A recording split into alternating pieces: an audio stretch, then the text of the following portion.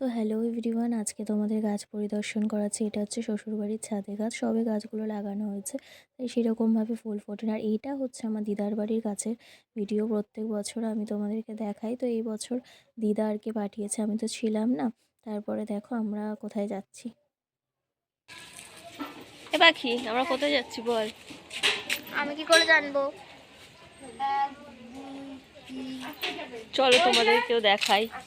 ও বললো না ইচ্ছা করে, আর আমিও সেরকমভাবে জানি না। আমি এখানে আর কি শ্রীগুরুর একটা অনুষ্ঠান হচ্ছিলো, তো সেখানে পাড়ার দিদি বৌদিদের সাথে এসেছি। আমিও ঠিক জানতাম না কীরকম কী অনুষ্ঠান হয়, তো দেখলাম যে এখানে একটা সৎসঙ্গ টাইপের অনুষ্ঠান হচ্ছে, আর খাওয়া দাওয়ার একটা ব্যবস্থা ছিল।